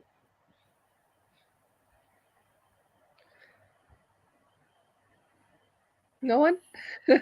No, I have another question, but I took the couple of other previous. So if someone wants to jump in, But Amr, thank you very much for the presentation. Very efficient. And my question is, you haven't tackled the market size for your product, and what's your expectation? Maybe I'm an outsider for the market, but I don't know what's the value for the corporates that purchase your product. Cool Tech. Okay, the value is simple actually. The problem is any interrupted operation for their process, they lose a lot of money. Like think of a fridge, which I have a nice example of the chocolates. I will not say its name. So when they import this chocolate, they keep it in a huge like fridges. As soon as there is a problem in this fridge, and if the chocolate melts, they will lose the whole investment they did. So just one problem in your uninterrupted cold chain operation, you will lose your goods, which is a way more expensive than the whole product, the whole module in all its lifetime. So the pricing itself is well made. So think about it, transferring vaccines from Cairo to Asyut, for instance, or to Aswan. If there is any problem in this car, you will lose all the vaccines inside this car, this van. Okay. And this is a way more expensive than anyone. So the main value is securing these products.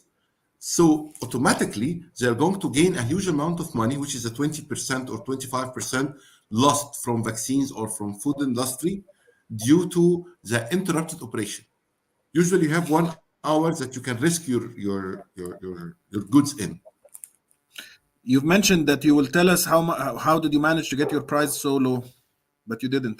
I think I remember. I don't think actually by dividing the price. The module itself is not very expensive, but by having the $8 for analysis, like by having the second, like think about it, like 1 year by 8 is mostly the $100 extra between me and the other module. So by having the cloud hosting, I sell the module, then I rent it in a way to the customer. Because the hosting doesn't cost this much. So I'm gaining 2 times, one from selling the module and the other one from operating the module to the customer. So it's a business decision. I thought you had some technical advantage in No, terms it's of not. reducing.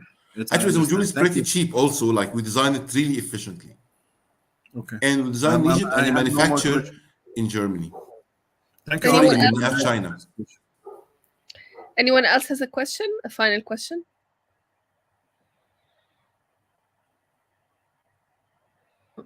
I can ask a quick question. I was wondering if you could briefly highlight what have been some of the biggest or most important landmarks you guys have hit in the past 6 months, and what are you hoping to hit in the next 6 months?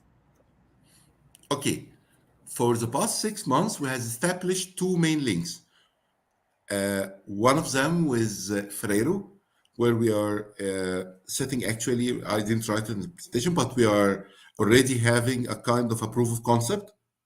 And they have 2,500 fridges inside Egypt that they want to control.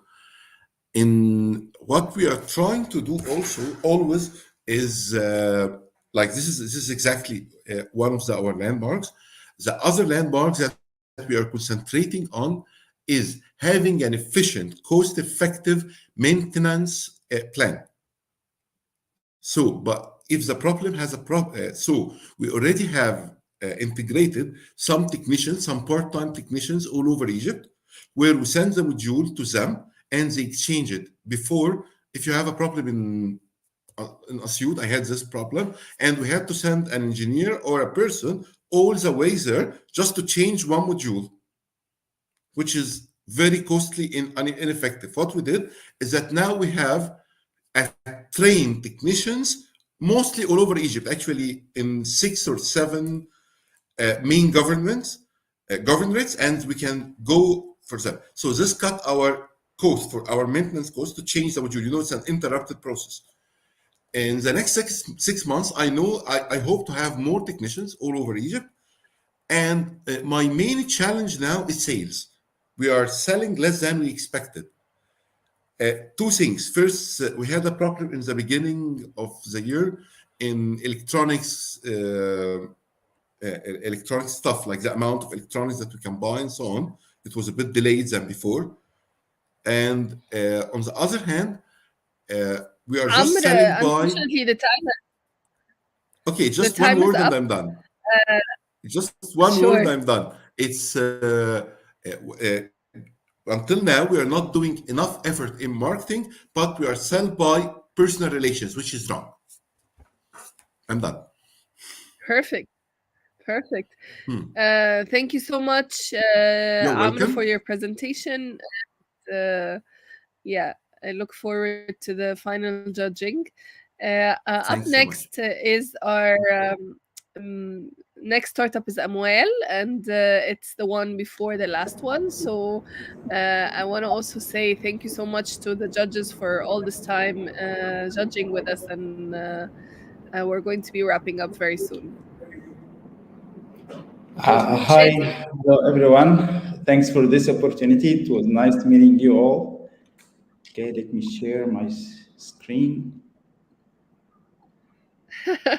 Good to see you again, and I see that you've had your beard. Also, Shadi was a part of the finalists at Vested Summit, so we've seen him before. Thank you.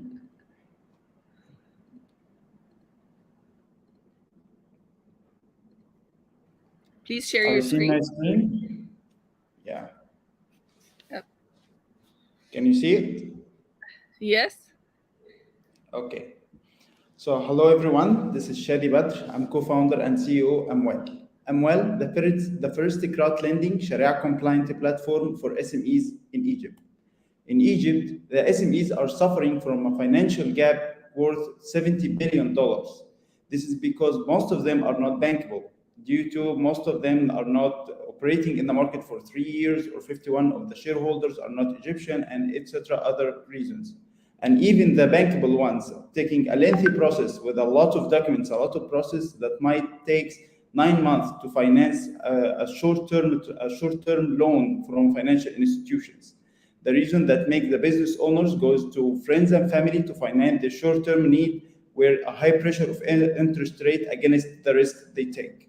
From this point, $255 billion in format market has been created, which makes it easy to you as a lender to fall a trap in the frauds, because no investment funnel suits for your small amount of fund, and even the available ones giving you a really low return. From here came Amwal with a solution. We are offering a marketplace for borrowers with easy and speed process, because we are focusing on finance your transaction, not hold your company. Non-installments, because we are partners in this transaction. The lenders taking at the maturity date, the paid in capital, plus the return at the end of the transactions period. No fixed interest rate, because we are Islamic finance, as we are receiving a percentage of each transaction's profit. For the lender, we are offering a higher ROI than any other investment funnel for short-term purposes. We make investment diversification to load and secure the risk, and we cover all our transactions with two kinds of insurance: credit insurance and insurance against damage and stealing, etc. Simply, as an SME, once you're fulfilling the application, our algorithm starts to extract the data from your documents and start giving us a risk score. Plus, we are sharing the same data with 3 parties, giving us another risk scores from different sites, as we are publishing the transaction with all the required document that makes you as a lender take the decision and start finance and invest your money in our transactions. Our markets consist of 6.5 million enterprises. Currently, we are focusing in 2.5 million SMEs who are achieving 1 million revenue up to 200 million.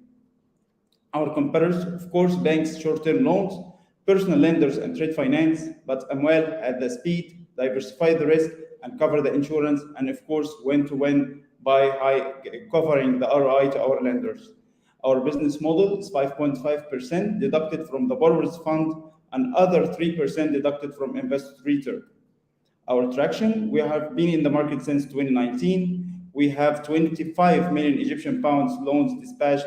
We have achieved 20% plus to our investors as ROI. We financed more than 60 transactions. In 2021, we spread our partnership with Azimuth and Thunder and Bona Invest, our the third party that giving us the other risk score. And plus, we have a partnership with fintech startups like Fautirek and Bablis to cover other sectors in the market like e-commerce and merchants.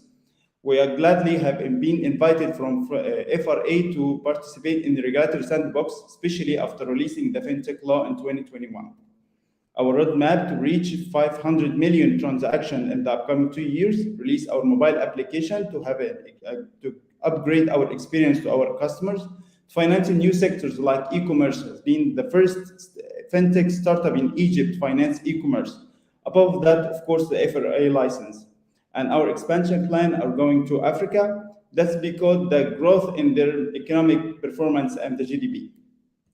Our team, Karim Zourani, co-founder and strategic advisor with 20 years experience in multinationals and banking sector. Myself, Shadi Badr, co-founder and CEO with 6 years experience as a financial advisor to SMEs. And Amr Mikawi, co-founder or CTO with 10 years experience as a software developer. Thank you.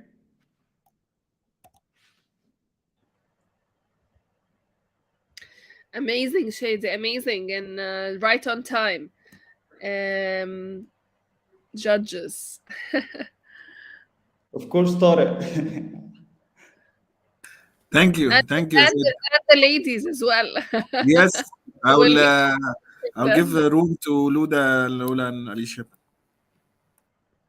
So, no, Tariq, go ahead, please. Go ahead, but we'll hear also from the ladies. We have time. It's a very interesting model, Shadi, and my question is a market go-to-market strategy that's really puzzling to me. And how do you plan to? Are you not worried about the Islamic angle and that kind of thing? So, what's your market strategy and the positioning of the product? Okay, first of all, we started our market strategy by making a lead generation contracts with financial auditors in Egypt, the people, the agencies that working in insurance, the tax agencies in Egypt who are giving us the lead of SMEs, plus the other investment associations that giving us the lead of investors. So we built the market or the platform that giving both of them the trust to can share the info with us and invest through us. Okay, and the second part of the question in terms of the branding and the association. The branding. So we start to collaborate with Bank Faisal and Bank Al Baraka to can give us a lead of or taking us under their covered from banking perspective to can give us the chance to go to market with their brands. But unfortunately, Sheikh Saleh has been passed away, and we are in the middle of the negotiation with Bank Faisal. So that's why we are taking the lead by our name. Okay, thank you. Salma, mic back to you. I have a question, and I'll give it back to the ladies. When you mentioned crowdfunding, so how many of the $25 million dollars have been financed by how many people? That's one question. And what are the guarantees that you give to the crowd by lending those loans? Okay, so the 25 million has been funded from retail lenders. The normal people are, most of them, by the way, working in the banks because they know that the chance, they know the market, but they don't have the authority to can finance the transaction. So that's why when we offered the model, the first investors were the people are working in banks and other financial institutions. Secondly, the guarantee, we have two kinds of guarantees.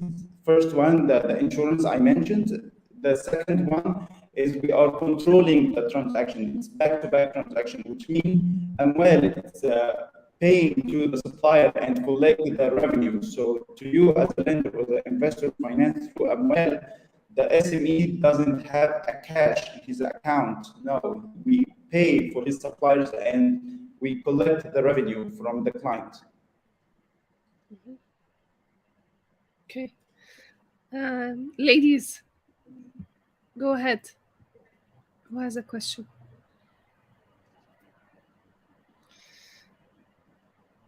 Alicia, Luda, Lola.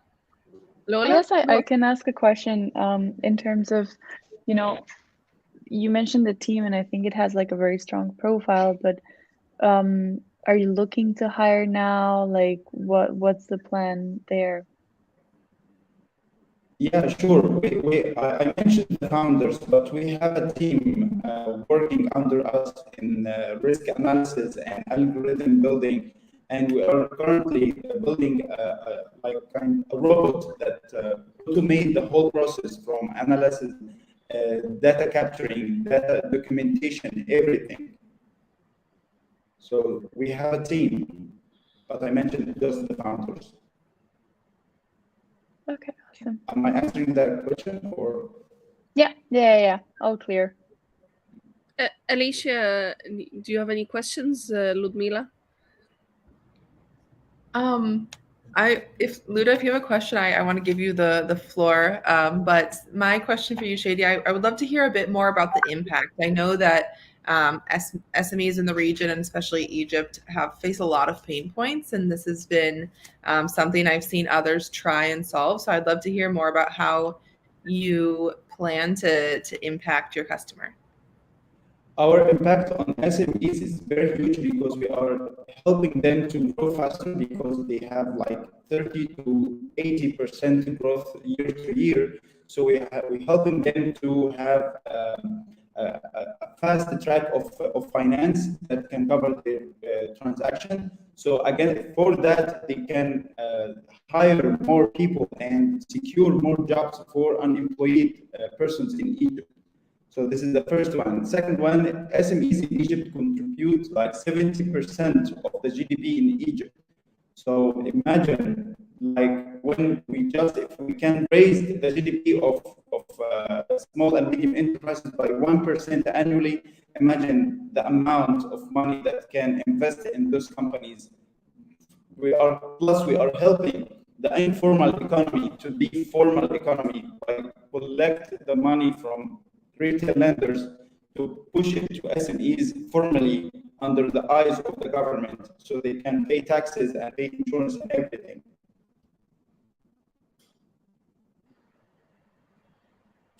Awesome, Shady. Thank you so much. I think time is up. Thank you. And up next is our very, very last. And I want to also remind everyone that there's going to be a public vote aside from the judges' winner. So I encourage you all to go on the poll and vote your favorite pitch because that for sure will also be a winner with us. So Fatortak or Fotor Tech, maybe? Yes, Fatortak. Perfect. The floor Hi, is how are yours, you Robert. doing? Very well, thank you. Thank you. It's a pleasure seeing you today, Salma and Alicia, of course, and of course meeting you over here, Lola, Luda, and Tariq. Thank you so much for the opportunity to present. I'm going to share my screen. Please.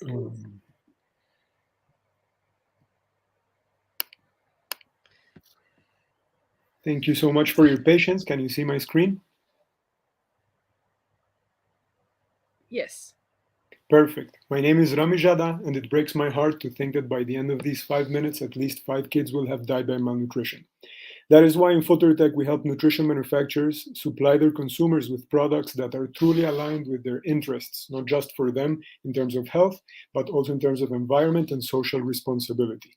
The problem is that food manufacturers cannot afford triple impact ingredients. This means that either they have to sacrifice quality, increasing the sodium in their food, which has very complicated health issues, as we all may know. They are either unsustainable, like for example, the flavors in our 70% of our food are only second to red meat in CO2 emissions in the food industry, or are unscalable.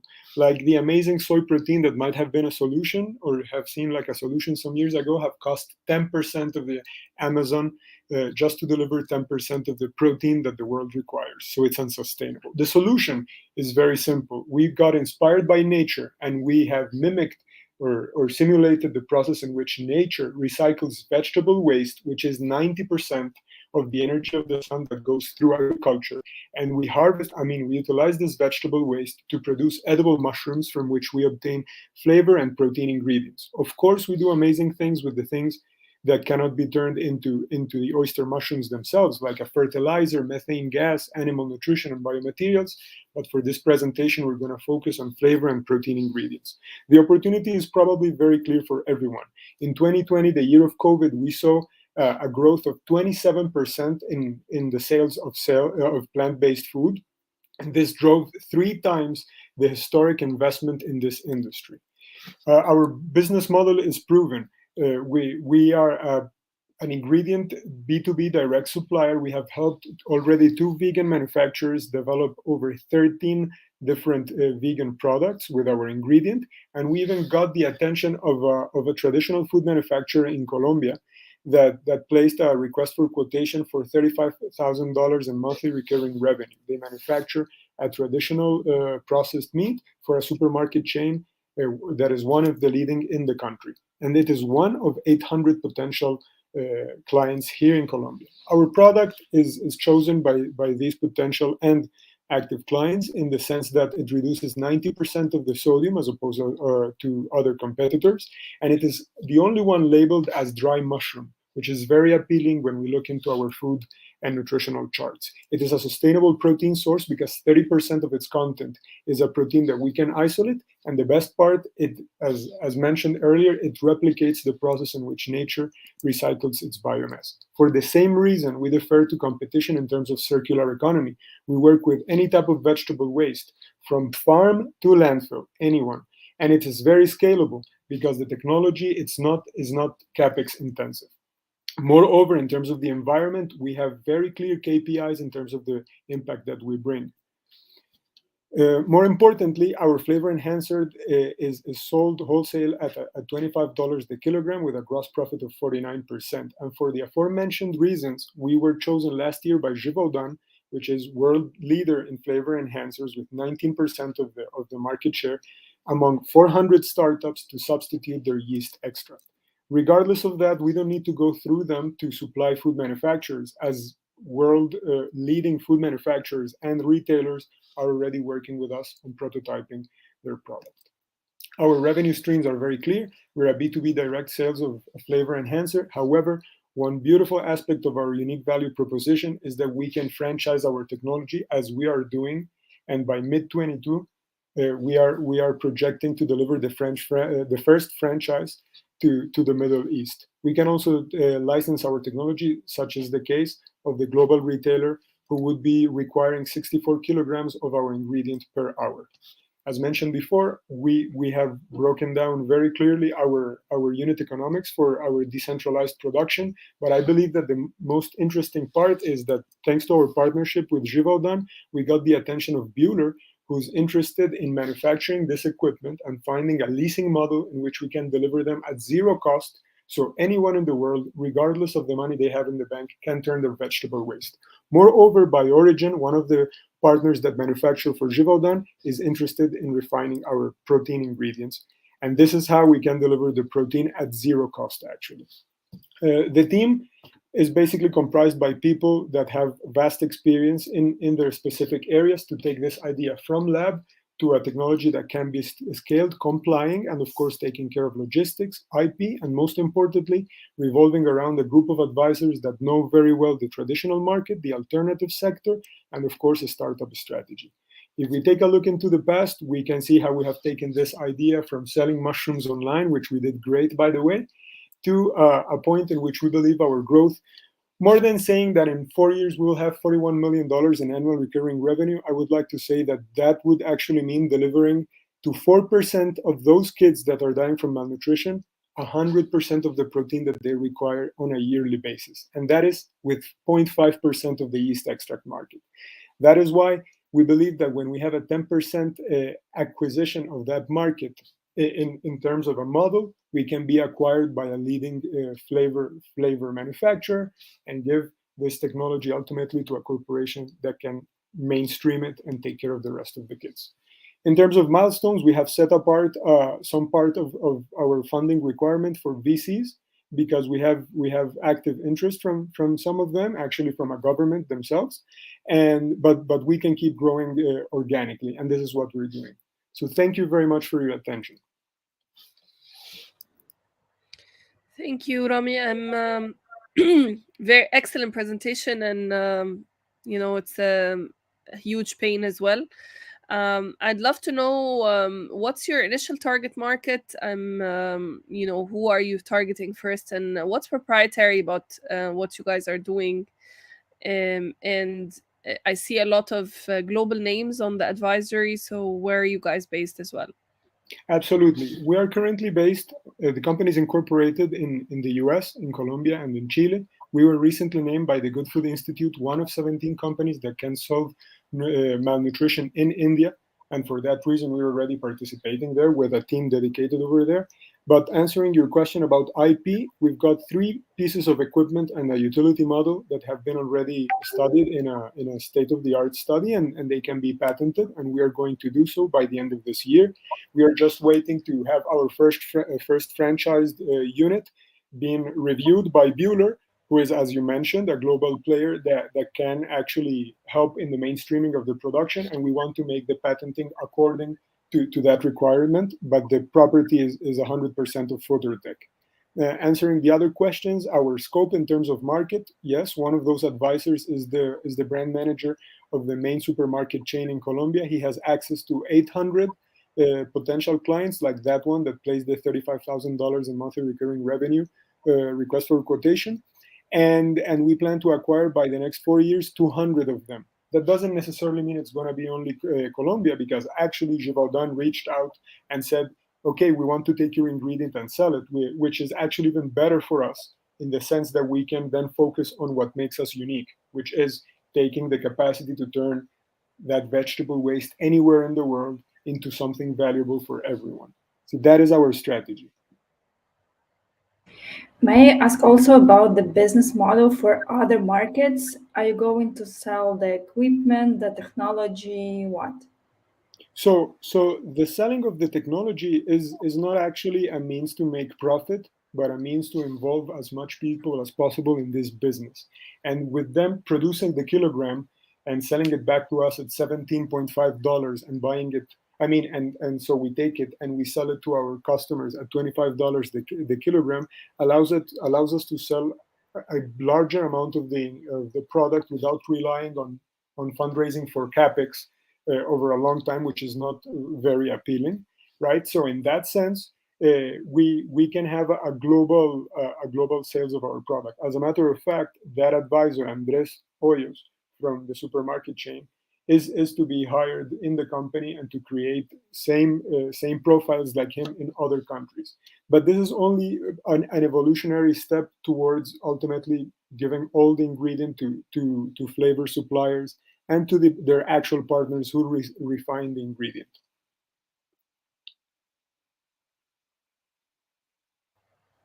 Amazing. We have time to take one more question if there's anyone that wants to ask something else. I'm good. I love the presentation, Rami. It's a beautiful presentation. Thank you very much. Thank you. Thank you so much. Yes. Alicia. Yeah, I can jump in if there's no other questions. Rami, I'd love to hear more about your geographic plans for scale and how you guys plan to expand your work outside of South America. So our first validation in terms of the franchised production is actually in the Middle East. As mentioned, the way we want to deliver our ingredient is through the advisor who knows the traditional market and the other advisor who knows the alternative market as well, Nicolas. And in that sense, we want to find key supermarket chains in countries that can introduce us to those manufacturers that they actually need to have their products enhanced. So this way, we don't go to the actual client of ours, but we are actually the solution that is taken to them by the supermarket chain that buys the product from them. And this is only a step while the ultimate global flavor and ingredient suppliers take in our ingredient and mainstream it. Amazing, amazing, amazing. I think malnutrition and food flavoring is a huge, huge problem. And then also, today with the corona and everything, we are going to be facing a huge food crisis. So, anyone who's attempting to do anything in that is going to be huge. So Thank you. I thank you so much for your presentation and for your time. And again, I remind everyone that the judges are going to be discussing the winners, but then also you have 24-hour window for public vote. Please watch again the Shark Zone pitches. We've had exciting lineup of 9 startups from 5 different countries, from Nigeria to Saudi Arabia to Egypt to France to Lebanon and Colombia, and finally again also US. To So it's very, very diverse group of people, from waste reproduced shoes to NFT marketplaces, to again someone who's trying to address the food malnutrition crisis. So very diverse group of startups. It is going to be tough, whatever we're going to be doing in the back end. And getting back to you, I'd love to leave also the floor for the judges to say any feedback or final comments before we end and announce winners. The winners are going to be announced online after the public vote as well. Anyone wants to say something for a closing remark? I loved it. It's very hard to choose. All of them are putting their heart and mind, and you can feel their excitement. And I love the diversity of the startups. We've really seen from every aspect of the startups, from as you said, and I love the way they presented. And I don't know if you want to go to specific about each and every one, but we want to do that. But I think it was a great presentation, and unfortunately that we need to choose and pick, because all of them has shown a very beautiful side. I want to thank you for the selection process, because I think them reaching that stage is very good and excellent choices. Yeah, Selma. Thank you so much. Thank you so much, Tore. Ludmila, Lola, and Alicia. I'd just like to echo that sentiment. It was really great to hear all of these startups. Everybody in this group pitching today was really engaging, did a wonderful job with their presentation. Loved hearing all the different impact stories, and I'm really excited to see where each and every one of you grow from here. Awesome. Ludmila. Yeah, it was actually very nice to be here to listen all that pitches, and it was extremely interesting. I immediately marked some for myself, which are personally, touching me, and I think that we should also collaborate in the future. So thank you very much, and good luck for all the participants, because yeah, it was amazing. Lola. Yeah, it was amazing to see the diversity and teams and ideas and in stages. So yeah, best of luck to everyone, and the judges. We'll do what we can. Yes, I already have a lot of ideas of like how we can basically even drill and take a much deeper look into each and every one and their stories, the stories of impact. And I think we've had a lot of not just excellent businesses, but also excellent impact with all the teams from edtech to food tech to biotech. It's really phenomenal. Anytime you touch the entrepreneur, the startup community, you're always feeling very fired up and very, very hopeful for the future as well. And that the change is coming is real. So I also thank you so much, each and every one of you, for contributing to the ecosystem and furthering and fueling the growth of the startups. I congratulate even myself and everyone for taking a small part in that journey of change for a sustainable future. So With that, I'll just conclude. Hala, if you want to come up, please, to close the day for the Shark Zone, and we see you hopefully next quarter with new winners and new startups.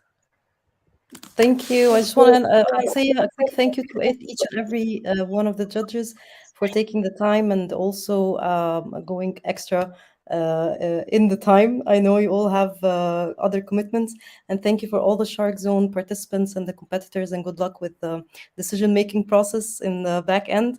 And yeah, that's it for tonight.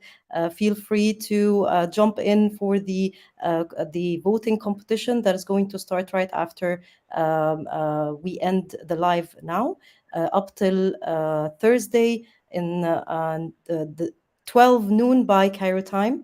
And then the winners will be announced on Thursday after that. Thank you so much, and we can end the broadcast now. Thank you, everyone.